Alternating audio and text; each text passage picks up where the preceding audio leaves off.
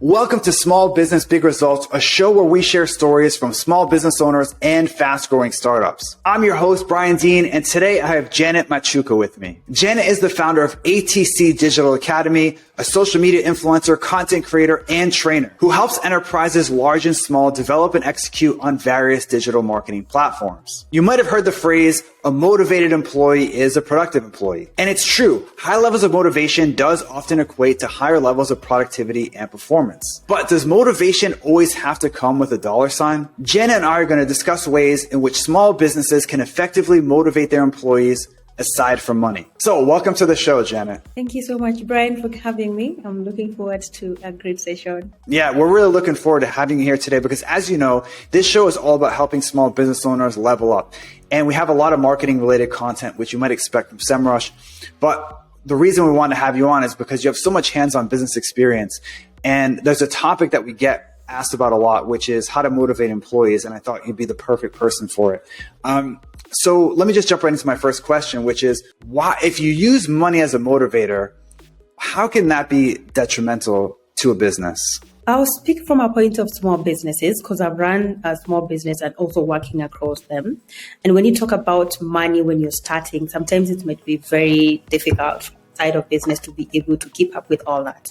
So one thing I know money does wrong to most of the businesses is they make the employees overwork themselves. You know, sometimes we know very well, if you work longer hours and if you give more, if you work hard, and most working hard for them is all about working 10 hours or 16 hours a day. Sometimes these burnouts can result away of these same employees not actually giving the actual value they can, and also affect their mental health and also their health at large. Another thing I realized is the inconsistency, because sometimes when a small business puts money as the main motivator of their employees, sometimes some things change. You know, the same case. Look at an example of COVID-19 crisis.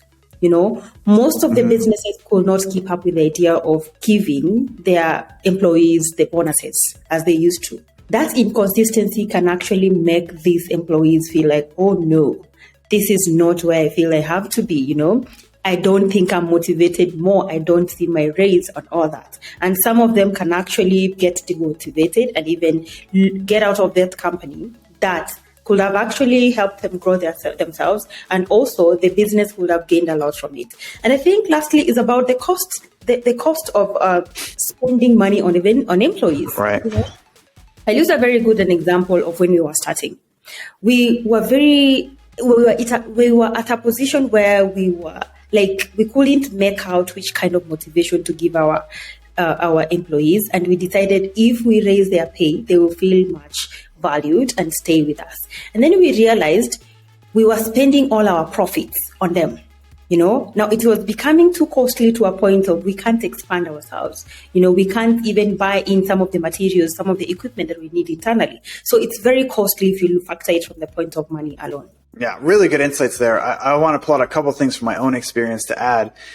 First of all, I agree that, you know, when someone gets a bonus of some kind, whether it's a raise or just a one-time bonus, I think it does give them a short-term productivity boost. But like you mentioned, once you stop doing it, then it can go really negative really fast. Like you go from boost to way below their baseline performance, which makes sense. Someone kind of expects it. I think that's how you worded it. And then it doesn't come. And it's not really fair to anybody, especially because a lot of times bonuses, in my experience, are sort of handed out arbitrarily. You know, you did especially end of year bonuses, like you did a good job, you did a good job. If it's not tied to a specific performance, the incentives aren't always really aligned. And then the expense is really a good point too, because, you know, it's kind of like laying people off. It's horrible to do, but would you rather lay 10 people off for everybody? And sometimes it's similar with pay raises, that you can't do it just because the business really can't afford it. And, you know, it's a real cost. I mean, labor is usually the biggest cost for any business. And then if you're going to increase that, it's only going to get worse. So my next question leads me to, so money's out. What else can you do to motivate employees besides money? That's a very good question, especially for small businesses. Because as I said earlier, I run a small business. And for us to be able to stay with the particular employees, we felt like these people are going to bring a lot of value to us. We needed to look for other ways to actually make them stay and at the same time feel motivated. So one thing we did, especially now we are in the marketing side, we decided regardless of the fact that you are a marketer or not, we are going to help you get some of the skills in marketing.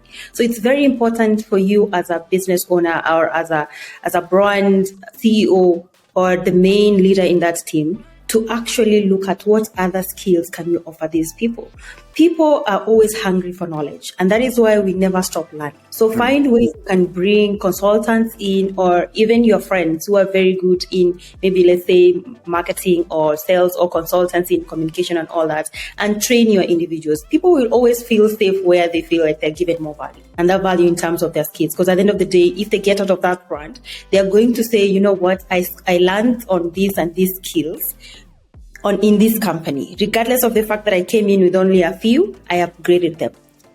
That is a very good way to approach it. Another way I usually say is plan competitive kind of events internally. It doesn't have to cost you a lot. You just send a memo. You tell them on Friday we are having ABCD and we like us to have an activity in-house. And maybe we are going to have games and we are going to give trophies or some small reward in terms of gifts to some of the winning teams. So you have motivated them from the teamwork. Now they're going to work in groups to win. At the same time, you're giving them gifts. I think that is a very good way to create also a community in the workplace from a point of, I want these people to learn about each other. I want these people to create relationships with each other. And also at the same time, feel like they are taken care of in this brand. Another thing I usually look at it is from the retreats, especially when you bring in the aspect of Gen Zs into the workplace. These are people who don't like staying in one place all the time. Yeah. They want to move. They want to see what is happening outside there. Sometimes you can change the working location. You say, you know what? We are going to learn in Mombasa. Oh, that's a town. That's a city in Kenya. We're going to learn in a different city and we're going to meet maybe different employees from there at a different brand. Or we're just going to have a session where we have to discuss and see ways on how we can improve ourselves and strategize some of the goals for our brand. So that will also help them a lot. And then something else, I feel like if you don't have money to take them to the retreats and trips, please focus on the working environment. The little things you do are what people remember. As low as, bring sweets in the morning. Sometimes just tell everybody, you know what, I have lunch paid. So maybe it's pizza. We are taking it internally and all that. And then something else is to factor, as much as we're looking at the food and the small gifts you can give each other, always focus on how can you give them more from the brand itself. For example, if they're used to working while seated, is there a way you can make sure that these tables or the office tables or the chairs are ergonomic? They can stand while working. They can do anything. They can also sit on the poofs, all that. So give them that flexibility so that they can be able to do that.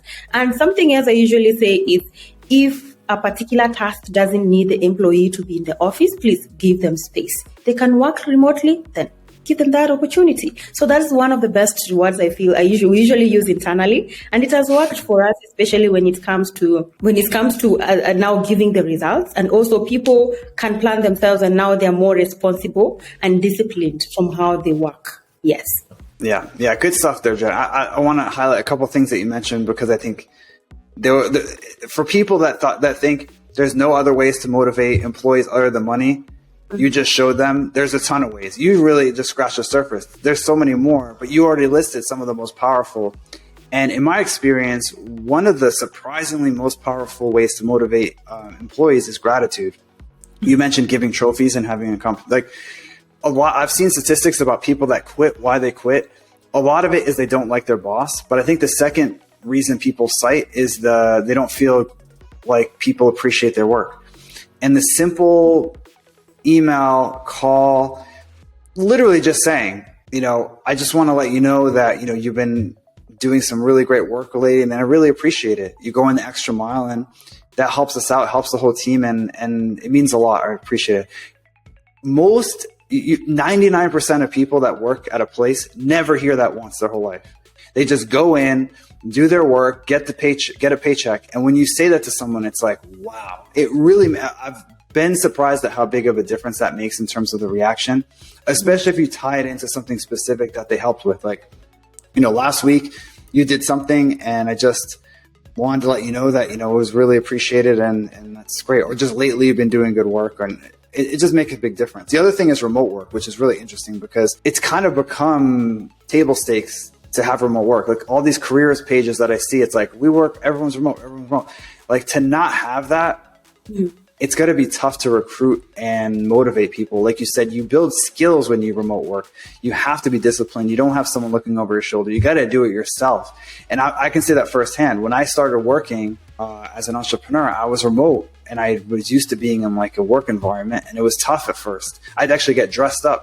I would get dressed up every day in like a shirt and tie and work at home because that's the only way I could get motivated. But eventually you'll learn the skills. And so it's all good. It makes them happy and they learn skills to be more disciplined, resilient, and on their own. So I think remote work is kind of a sneaky important one, right? Yeah, it is. And actually, I remember something as you were explaining what I just talked about. One thing that I realized that can make employees feel more safe, especially in your brand, in your business, is to become that leader. Not just be a leader, be a team leader, and creating that community actually helps a lot. So at first we were wondering how we are going to do our communications now that everybody is working remotely. So we decided to, of course, use the tools. An example is Slack. And then we encouraged everyone to keep on complimenting each other. The simple words you tell somebody, as much as it's, thank you for fixing, when we are at work, and then thank you for fixing the TV. Thank you for doing this. Thank you for doing that. It might be such a small gesture, but so many people take it like, wow, thank you. You actually saw that. You actually recognized it. And then from there, you start building now a community. And as a team leader, you also encourage them. Every time they do something and you feel like, I need to appreciate these people, you buy them either at the lunches or you take them out on a Friday evening. Yeah, and part of it, is you're mentioning a lot of these things, is making the office just a fun environment where things happen. Like you should work while you're at the office, obviously. Having these little surprises, these little events, just spice it up. And it's so cheap compared to like a huge pay raise or a bonus. You buy lunch for the office, so you bring in sweets in the morning. Like it costs, $50 or $100. It's so much cheaper than giving someone a raise. And if you do it, it just makes people happy. It makes me, like, as a boss, it makes you happy too, because you're doing this cool thing and people are just like, oh, cool, there's lunch today. Yeah. So these motivators don't have to be super expensive. You don't need to compete with Google and set up a gym in your office and a full-time masseuse and a chef and all that stuff. Like, you don't need to do that stuff. It doesn't necessarily need to be these fancy things. It's all about the environment that they're working on, digital or physical. And yeah, this actually motivated me already, Janet, that I think I should maybe, for my remote staff, try to send them some gift, remotely. Do you have any ideas on how I could do that? Like flowers or food or something? I think most of the time people think, as much as people send us stickers, that it's just tiny things. Some people take it actually, they take it heartfully and they always want to share about it. Sometimes you might send me a sticker and you'll be like, oh, this is so tiny. But who told you it's tiny? That's from your perspective. From my point of view, I'll be like, whoa, this brand or this team leader or this business leader, this founder, this CEO really cares about me. They really want to see me prosper. They want to make me feel good. And that is why I usually say it's just like products. When you add a value addition, people will always want to buy. It doesn't have to be very huge. Something so small. And it's the same thing as us human beings. Every time if somebody overappreciates you with something very huge, you kind of forget very fast. But there are very tiny things that you never forget. The reason is they actually took that opportunity to actually remember you, regardless of the fact that it was a pen or it was maybe it's a MacBook bag, or it's just a book where you can write their notes, or it's just a mug. Because most of the time we work, we always want our water. Yeah. Coffee. tea or coffee and all that. So don't think that whatever small you send to your employees is too small for them. People appreciate it. And I know as time goes by, as you grow as a business, if they are motivated to work more with you, you always get an opportunity to give them better and better. Yeah, that's really good advice there, because, it's easy to overthink it and not do it. Like, oh, what should I send? And then will they like it? Will they not like it? Who doesn't like a nice gesture like that, regardless of what it is? And you can't go wrong with a mug, like you said. Okay. Everyone uses mugs all the time, myself included. So there's really it's unlikely they're going to not like it. And even if they have 100 mugs, they're still going to appreciate the gesture. So it's really about the gesture more than whatever it is itself. But the mug's a really good one because you use it all the time. It's with you. It kind of reminds you of who bought you the mug. Because I even have mugs from like events I've gone to. I have one from Semrush Summer Jam from like 3 years ago or something. I still use it, so I think of Semrush all the time. Besides the fact that they bought Backlinko, but I mean, just from having the mug, it was a reminder. It was just a nice gesture for them. So you mentioned a little bit earlier, and I just want to dive a little deeper into something you mentioned about Gen Z, that they're really, for them, remote work is like a must because they want to see different places, work from different places. They kind of grew up with phones in their pocket. They're used to computers being portable, not like me, who was like, man, back in the day, I had like a huge desktop and no such thing as remote work. So what are some things you've noticed in terms of Gen Z, in terms of things that motivate them, or just things in the workplace that they gravitate towards or don't like? Oh, in terms of what they like the most, I think they just want freedom to be creative. They want freedom to try out things, especially if you are a small business. It means you're going to try out a lot of things to figure out what actually works for your brand. For example, when you talk about marketing strategies, and I like the fact that now we have digital marketing, it's not like the old way. If we say this is the plan we're going with, that's it. Nowadays, it's no longer the same. Mm-hmm. We'll put this plan in place, let's say for the next 6 months, but tomorrow everything changes.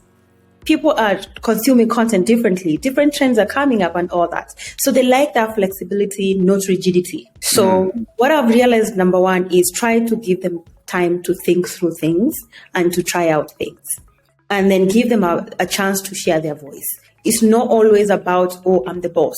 I'm the owner, so I know what I need for my brand. No, maybe they know better than you do. So give them that time to share their thoughts. And then something else I've realized, especially on the remote working, is as much as they're having remote working, sometimes once in a while, give them a chance to move away from now that space. Like tell them, oh, today we are going to meet in this restaurant. We have to catch up and all that. Doesn't have to be in the office. It can always be in a restaurant or somewhere, it's a creative space where they can be able to also create some of the content or come up with ideas to better approach the business strategies, if it's for social media marketing or for sales aspects. And then something else I've realized is these are the kind of people who are always in the learning mode. So give them that opportunity. Give them that chance to go and learn somewhere, if it's an exchange program or if it's a workshop, pay for their tickets, pay for their presence, pay for their transport. If it's an hotel, give them that opportunity, because that is what they will grow knowing or remembering your brand. As much as they are going to share all those videos on TikTok of them having fun, at the back of the will be like, this brand gave me this opportunity, so I'm growing because of them. And nowadays, people are not actually looking at the logos of the brands. It's how they are treating their employees, and also how these employees are sharing their feeling about the brand. And that is what we are consuming, and that is what we are building the trust from, especially from the brands and their authenticity, ultimately. Yeah, it's good stuff there. I mean, I've worked with some Gen Z people, and I am surprisingly happy with their work, because my approach in general as a CEO is very much try things, because I'm not a big fan of just discussing stuff. And I don't think Gen Z is either. Like, you put stuff out there because, like you mentioned, Janet, which is a good point, you can create this whole SOP with all these steps.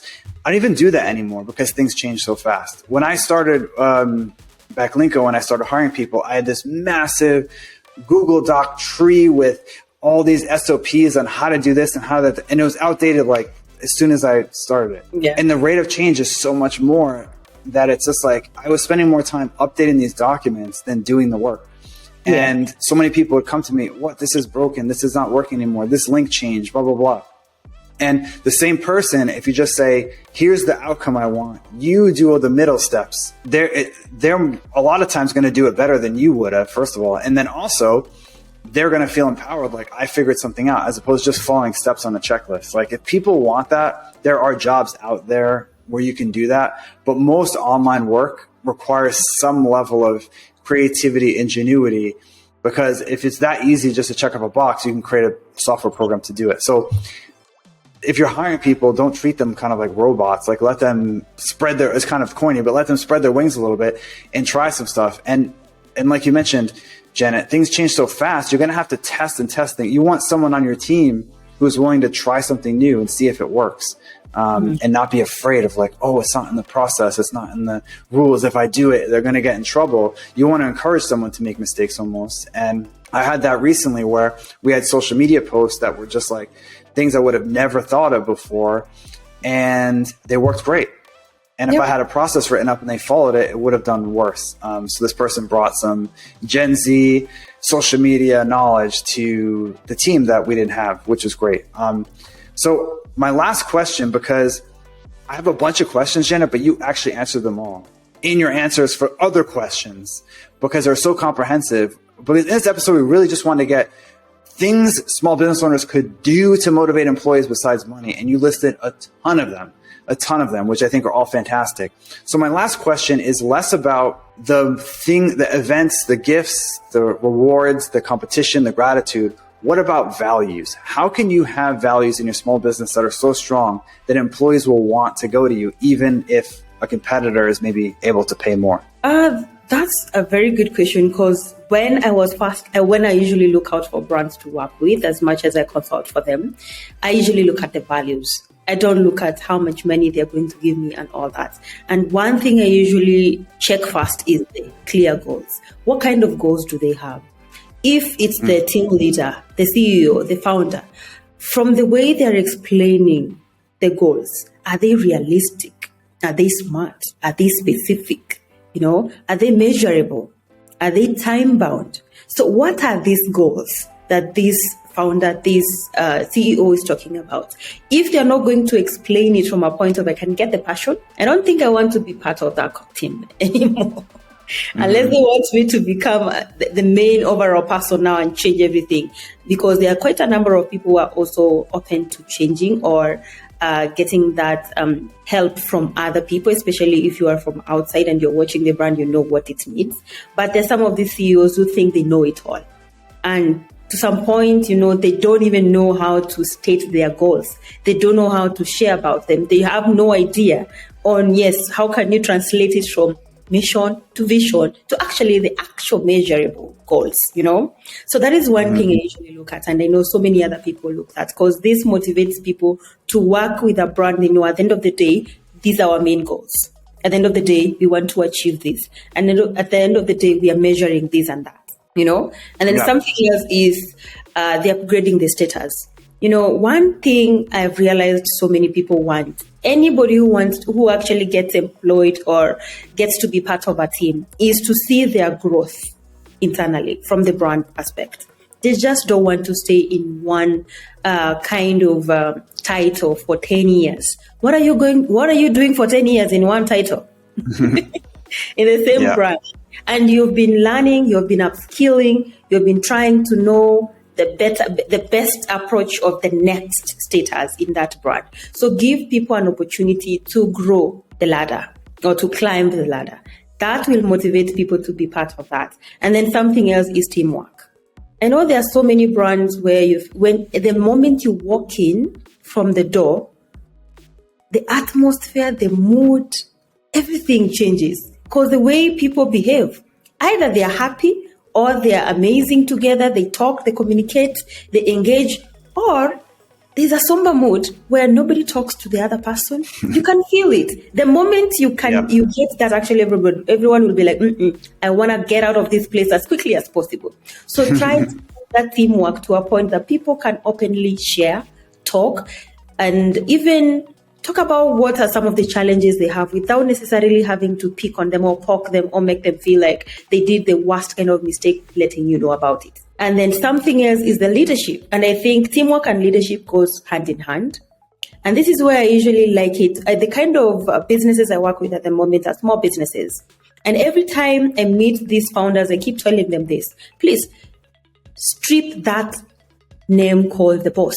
Please don't let your employees call you the boss, because it will get into your head and then you forget about these are actually people who are like me. Tomorrow or after 1 year working with me, they might also end up building their own business. And one thing I like about the world, people can actually pick your idea and duplicate it. And then they go better than you. So what do? Become a very good leader that encourages teamwork, that encourages appreciation among your team, better communication, engagement. And this is where you find tools like Slack doing very good in that, Notion, and so many other tools on the digital that so many other people, businesses are using at the moment to better streamline the communication, the engagement, the community, and also ultimately the kind of teamwork in the brand. Good stuff there, Jen. So many things you can do values-wise. And I really like that you switch to goals, because values are important, but how do they translate into the real world? It's how does someone latch onto a value, especially when a lot of them are sort of the same? When you go to these career pages, we're hiring pages, a lot of the values are copied and pasted from big startups like Notion and Slack, and they're put in there. The goal is what really gets fire under, in someone's belly. And Elon Musk is a perfect example, because with SpaceX, he says he's able to recruit people because the goal is to go to Mars. Mm-hmm. And there's a certain type of person that motivates, like that attracts. Someone wants to build a rocket that goes to Mars. That's the only place you can go to do it. NASA's not going to Mars. No other private company is going to Mars. If you want to do that, and that's more of a goal than a value. The value would be like, we value space travel and, blah, blah, blah. The goal is much more specific and tangible. And I think that's an important thing to highlight, that the value is vague. It's the foundation, but it's vague. You got to translate it into a goal to sort of motivate people. So yeah, that's it for the main questions of this interview. We're going to jump into the lightning round of our quick questions coming up. Okay, so now it's time for rapid fire questions, Janet. And I'm going to ask about 10 questions, and you just can say the first thing that sort of comes to your mind.